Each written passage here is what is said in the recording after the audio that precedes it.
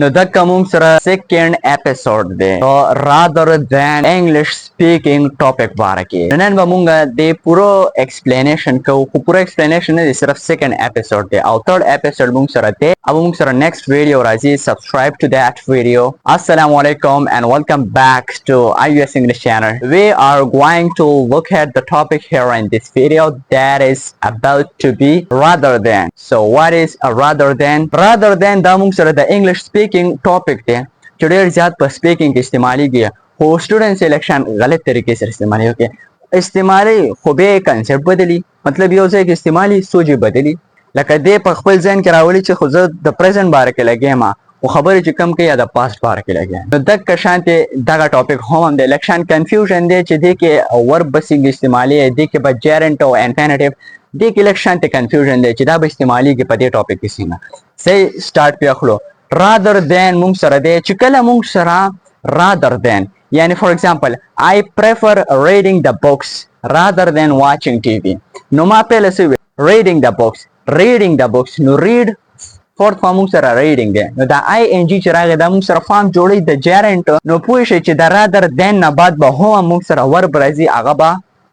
ing والا gerund والا به ټیک شو یعنی reading books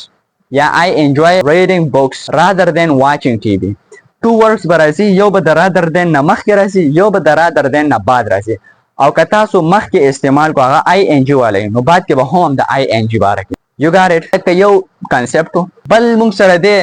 base form of verb چې کله موږ سره to راغی یعنی infinitive راغی پهلا سر کې یعنی I decided to study rather than to stay home د کور stay په مقابله کې ما د study decide وکړو د کور په stay په مقابله کې بلکې ما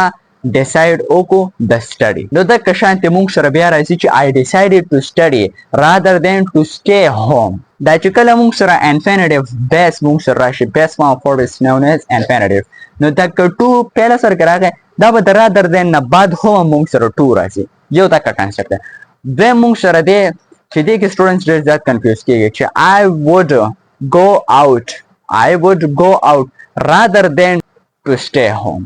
دا که اخره کې ټو راغی کنه دا بالکل ګرامټیکلی غلط دی ها سپیکینګ کې تاسو ویلی شئ څه ګناه پې نشته نه تاسو باندې څه بلیم لګي خو غلط دی سو کم تاڼۍ ته نه بوځي خو غلط بیا هم دی غلط دی ګرامټیکلی چې ټو تاسو بعد کې راوستو غلط شو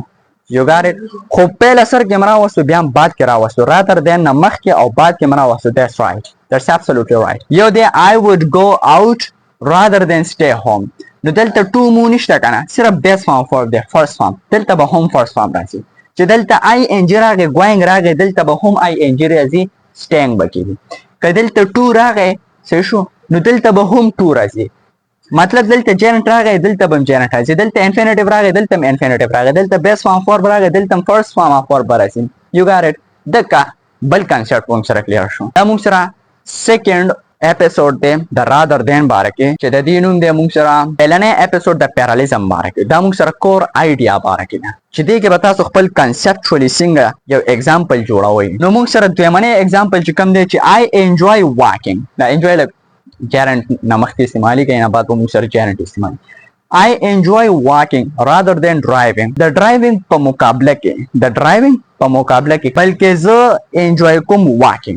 کوم walking د driving په مقابله کې مطلب زه driving دومره نه کوم driving له دومره ترجیح نه ورکوم څومره چې walking له ورکوم that's important for our health and as well as our brain first bear مطلب bear خو موږ ته first form verb وي د verb چې کوم پهلنی حالت دی first form ای ته bear وي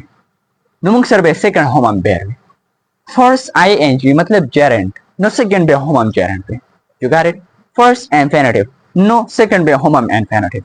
subscribe please and to the next video about the next episode of rather that is about to be third episode and see you again bye